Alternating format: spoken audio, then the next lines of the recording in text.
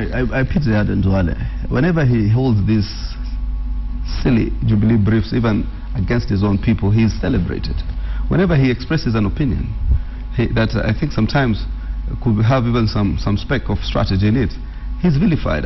Duale is in a very interesting position. Even sometimes when I meet him, I tell him, my brother, what is this?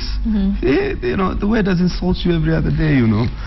Look at us, look at me. There are so many things that I do say that might not be music to everybody's ears. Yeah, but our code membership appreciates that we have an opinion and we represent a certain constituency. In fact, at times when I will be called silently by some of our leaders and say, that is a little on this side, please keep it here in the middle. You see? Because we appreciate it, and you feel it when you appreciate it. So what do you serve his suggestions to negotiate? Let me tell you, and I fear nobody. The US is negotiating with the Taliban in Afghanistan, because eventually, this bravado that we shall not negotiate, even though they might not be doing a direct negotiation. Countries like Qatar is hosting talks between Taliban, the Afghan government, and other, other partners. So, in terms of a holistic strategy, you have to have several fronts upon which you open to disseminate. So you are for negotiations with al-Shabaab? Eventually, and there's even the president I hope the president of Somalia, because his interest must be Somalia. Yeah, he eventually must look for a way to get al-Shabaab on the table, so that to diffuse the kind of in an unpredictable state of insecurity. All right, so Kenya should negotiate with al-Shabaab to see things That's change? a bravado in Nairobi, but in Mogadishu they must eventually look for a way in which they can engage with. I really don't think that Mogadishu and the rest would be barred from negotiating with anybody.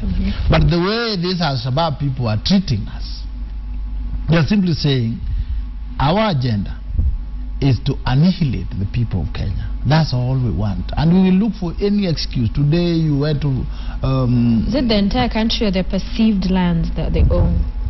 When they come and bomb people in Nairobi and in Kisumu and in... It is the entire country. It's only that they can't get their hands. But if they were able...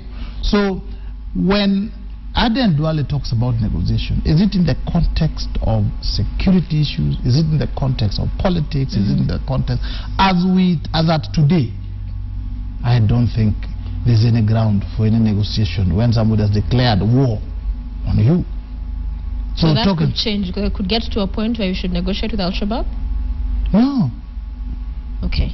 I think this is bravado that we say here. I can tell you for a fact, big powers negotiate with these people. Even if they say indirectly, they negotiate with them. And the comprehensive strategy for Somalia in Kenya is to first retool the Somali National Army so that they can take the position of the AMISOM. Secondly, is to ensure the total and complete withdrawal of all foreign troops. Thirdly, is a social strategy that means you de-radicalize and disarm.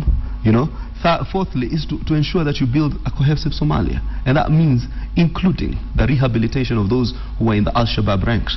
Yeah, it is called if Saudi Arabia has a program for returnees, Saudis who have been engaged in war fronts across the world, the jihadists, and therefore they know that ultimately they are their daughters, their sons, and they put them through a process of rehabilitation. And these are things that must be done. Let's not have this bravado in Kenya, which is devoid of fact and strategy.